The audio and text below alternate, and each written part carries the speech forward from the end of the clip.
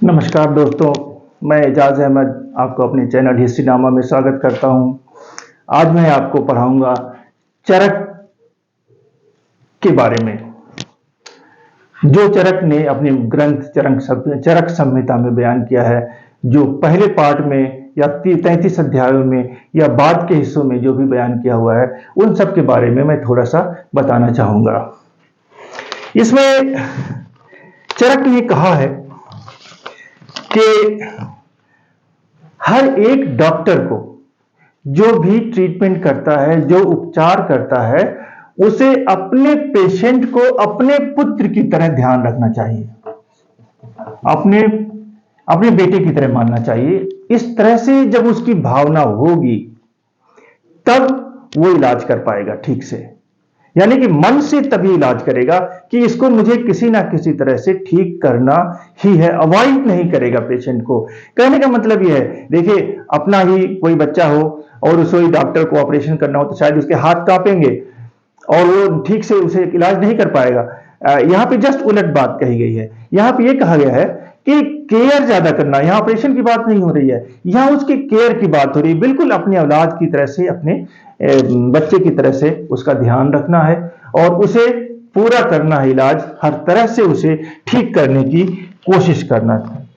इसने बताया कि उसके लिए पेशेंट को जब पेशेंट के सामने जब जाए तो उसे उपचार, उसके जो बीमारी है, उसके जो रोग है, उस रोग का पता करने के लिए अनेक उपायों के बारे में बताया कि इस तरह से उसे टच करके, जैसे नाड़ी हम देखते हैं, टच करके, बॉडी पार्ट्स को टच करके, नाड़ी को टच करके, स्मेल करके उसका पसीना किस तरह से आ रहा है, इसके अलावा देख करके, उसकी हिस्ट्री पूछ करके कि इसके बीमारी पहले कभी तो नहीं हुई है, या इसके खानदान में किसी को तो नहीं है, या उसके इन्वायरमेंट जिस किस माहौल में वो रह रहा है, कैसे अनहाइजीनिक माहौल में तो नहीं रह रहा है जिसकी वजह से उसे बीमारी हो रही है।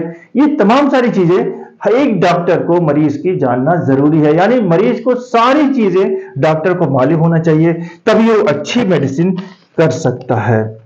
ये बताता है चरक कि ये जो बीमारियां होती हैं वो 3 तरह के दोषों से मिलकर के बनी हुई होती हैं। 3 तरह के दोष होते हैं। दोष यानी कोई चीज ज्यादा हो जाए जिस्म के अंदर, वो दोष कहलाती है। कमी जो होगी तो दोष कहां कहलाएगी, लेकिन अगर कोई ज्यादा हो जाए कोई भी दोष, उसने बताया कि 3 तरह के दोष होते हैं। एक पित्त है, दूसरा कफ है, पित्त दोष, कफ दोष, और एक है गैस, वायु दोष। इस तरह के 3 तरह के दोष, जो भी बीमारी शरीर में होती है, इन तीनों के इम्बैलेंस से होती है। जब इनका बैलेंस बिगड़ जाता है, पित्त का बैलेंस बिगड़ता है, कफ का बैलेंस बिगड़ता है, गैस का बैलेंस बिगड़ता है, तब ये बीमारी शरीर में हो जाती है। इन्होंने बताया कि ये जो शरीर है वो पंच तत्व से मिलकर बना हुआ है। पंच तत्व 5 चीजों से मिलकर बना हुआ है।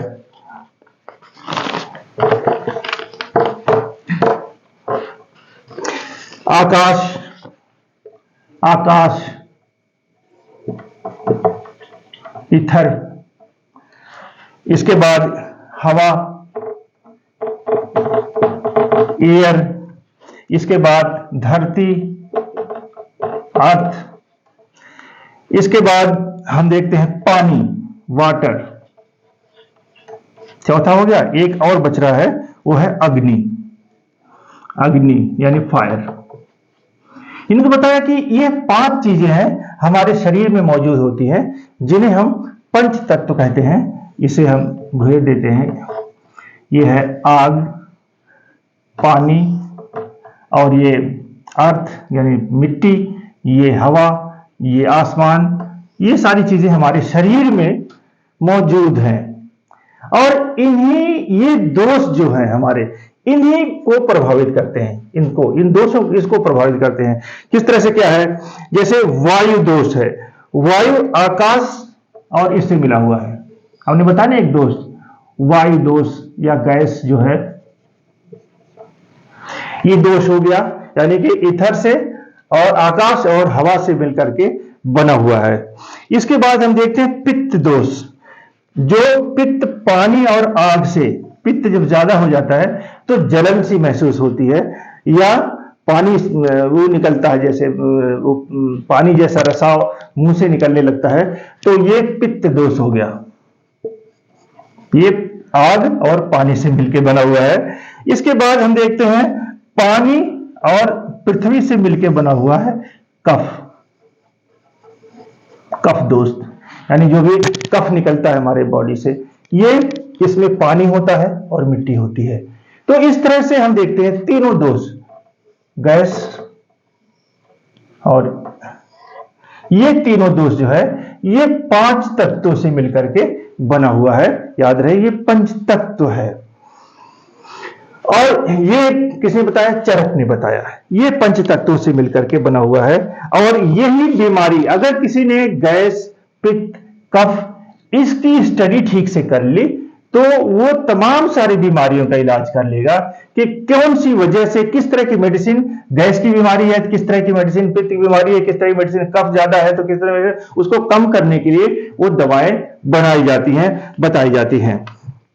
इसमें इन्होंने बताया है कि जब कोई मानव भोजन करता है, फूड जब लेता है, तो वह फूड एक रस में बदल जाता है,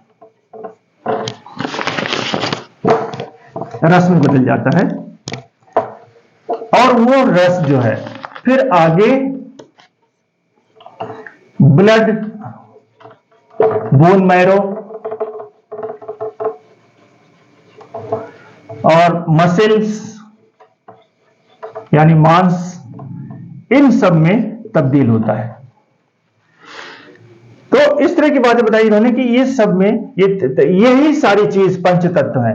पंच तत्व अलग से नहीं, बल्कि यही सारी चीजें हैं, ये धातुएं हैं जिन्हें धातु भी हम कह सकते हैं, और ये पंच तत्व भी हैं। इन धातुओं में हम देखते हैं कि सोना, चांदी, लोहा, पारा, भस्म से इनका इलाज भी किया जा सकता है। अलग अलग धातुओं से, जिस धातु की कमी हुई है उस धातु को कर देते हैं। तो इस तरह से इन्होंने ये धातुओं का वर्णन इसमें बताया है। इन्होंने बताया कि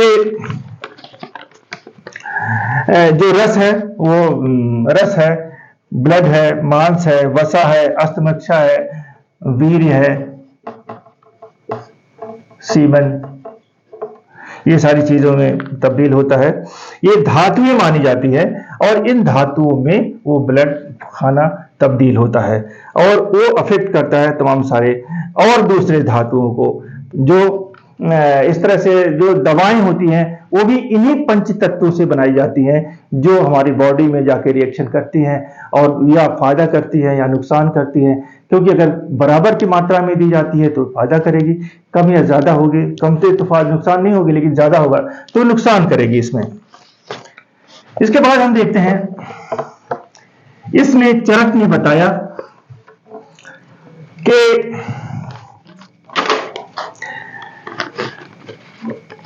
तमाम सारी जड़ी बूटी का इस्तेमाल करना चाहिए रोग में, जड़ी बूटियों का इस्तेमाल करना चाहिए। इसमें सोना, चांदी, लोहा, पारा, इसके भस्म का इस्तेमाल करना चाहिए रोग को समाप्त करने के लिए। इसने कहा कि जो बड़ी बीमारियां हैं, विकलांगता है या और कुछ जैसे कहते हैं आनुवंशिक बीमारी यानी हेरिडिटरी बीमारी है, वो बीमारी मनुष्य के स्पर्म एंड ओवम यानी कि वीर्य एंड अंड, ये अंडों से इसके इम्बैलेंस से होता है।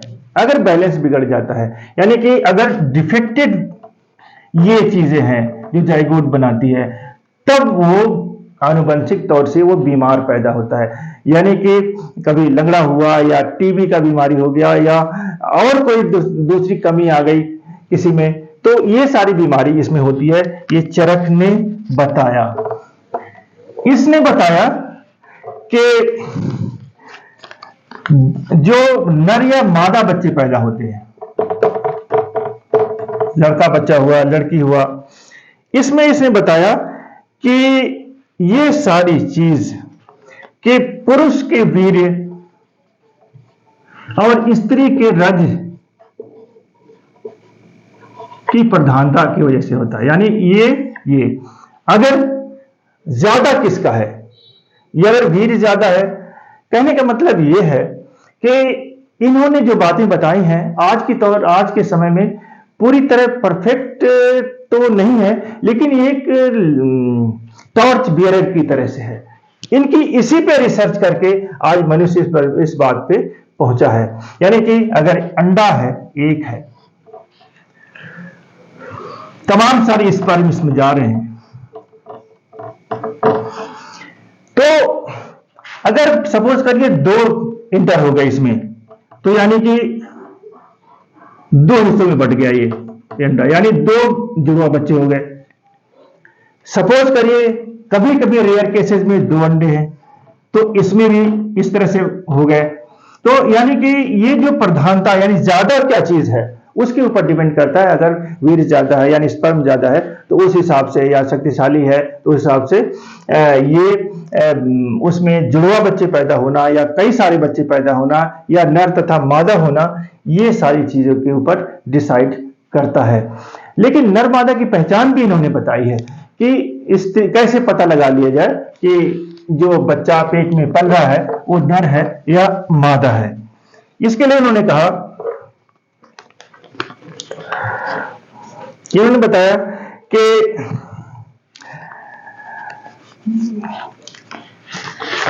अगर ये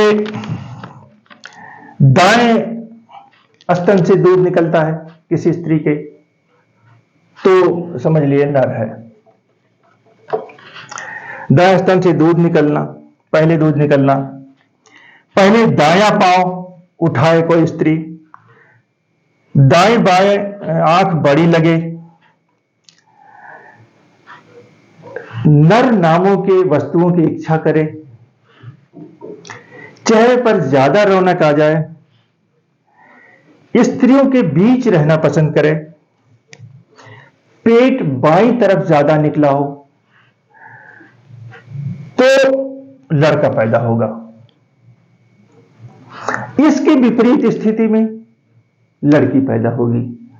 ये सारी स्थिति ये चरक ने इस सबका विश्लेषण दिया है। इसने ये भी बताया है कि इसके भ्रूण के बारे में भी बताया है कि अगर वो जो जाइगोट है, जो ओवम और स्पर्म से मिलकर के जो बनता है, अगर वो एक से अधिक हिस्सों में बट गया तो जुड़वा चिड़वा जो भी बच्चे दो हिस्सों में बट गया तो जुड़वा, 3 हिस्सों में बट गया चिड़वा, यानी कि अलग अलग हिस्सों में। यही मैंने बताया कि जो स्पर्म जो की एंट्री होती है वो उसमें है। लेकिन एक बात ये भी है ध्यान रखने, आज वो थ्योरी कुछ अलग से तरह से एक्स एंड एक्स वाई से बताई जाती है। एक्स वाई यानी कि नर के पास, मादा के पास एक्स वाई, नर के पास एक्स है। अगर एक्स क्रोमोसोम इसमें जाता है तो एक्स मिलकर के आदमी बना लेते हैं, नर बना लेते हैं, और ये मादा बना लेते हैं एक्स वाई मिलकर के। तो इस तरह से ये क्रोमोसोम्स की बात की है उन्होंने। उसे क्रोमोसोम्स के बारे में नहीं पता था, तो इस वजह से उन्होंने कुछ मोटे तौर पे इस तरह की बातें बताई हैं। इनका कहना है कि जब पहला महीना होता है तो उसमें जो बच्चा होता है सिर्फ एक मांस का लोथड़ा होता है। दूसरे महीने में यही लोथड़ा ज्यादा स्ट्रांग हो जाता है। तीसरे महीने में उसके अंग उभरने लगते हैं, हाथ पांव सर, इस तरह के अंगों का उभार होने लगता है, यानी कि अंग का पता चलने लगता है कि कौन सा अंग कहाँ है। चौथे महीने में वो अंग ज्यादा मजबूत हो जाते हैं। और पांचवें महीने में हम देखते हैं कि चेतना यानी कि सेंस डेवलप होता है, सेंसिंग, यानी कि वो चीज सेंस करता है। अगर अब उसको टच करें तो वो यूं कुछ वो करेगा, यानी उसे समझ में आ जाएगा कि हमें कोई टच कर रहा है, यानी सेंसेस डेवलप हो जाते हैं पांचवें महीने में। और छठवें महीने में बुद्धि का विकास हो जाता है, दिमाग का विकास होता है, भेजे का विकास होता है उसका। और सातवें महीने में पूरी तरह से सारे अंग विकसित हो जाते हैं। सातवें महीने में पूरी अंग विकसित हो जाते हैं। सातवें महीने के बाद आठवें महीने में और ज्यादा एडवांस स्ट्रांग होता है। नवें महीने में और ज्यादा स्ट्रांग होता है और उसके बाद उसका जन्म हो जाता है। ऐसा बताया चरक ने, जो कई हदों तक कई कई तरह से सही माना जाता है। इसके अलावा इसने बताया कि पूरे शरीर में, चरक का कहना है, पूरे शरीर में 360 हड्डियां होती हैं, 360। इसमें नाखून भी, nail plus teeth plus bones. हालांकि आज जो बताया जाता है 206 हड्डियों के बारे में ही बताया जाता है और बच्चों में 210 तकरीबन बताई जाती है, लेकिन इसमें 360 है। और 360 किस तरह से काउंट की है, इसमें सारी चीजें बता दी है। जो भी टाइट है वो सारी चीजें इन्होंने उसमें काउंट कर लिया है उन हड्डियों में। थोड़ा सा भी टाइट चीज बॉडी की थी उसे इन्होंने काउंट किया हुआ है। इनका कहना है कि कुल बॉडी में 9 छेद होते हैं, 9 तरह के छेद पूरे बॉडी में हमारे होते हैं, जिसकी से सांस लेते हैं, जैसे खाना खाते हैं, सुनते हैं, ये तमाम सारे छिद्र हैं, 9 तरह के इन्होंने बताए हैं। इसके अलावा इन्होंने बताया कि कुल 200 आर्टरीज हैं इस पूरे बॉडी में, जो खून को दिल से, आर्टरी और वेन्स, 2 तरह की नसें होती है। एक तो ब्लड को ले जाती है पूरे बॉडी में, दूसरा लेके आती है। तो आर्टरी 200 जो लेके जाती है उसकी संख्या इन्होंने 200 बताई है। इसके अलावा देखते हैं कि इन्होंने कहा है कि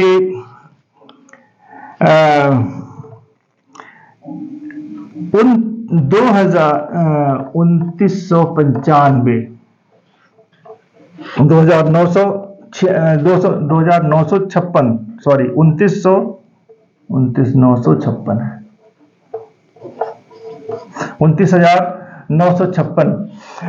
इसमें बताया कि तमाम सारी वेन्स और धमनियां हैं, छोटी छोटी वेन्स जो बॉडी से लेके आती हैं तमाम सारे गंदगी, तमाम सारे पदार्थ, वेस्टिंग पावर, जैसे पसीना निकल रहा है या तो उस तरह चीजें, वो उन्हीं धमनियों के द्वारा निकलता है।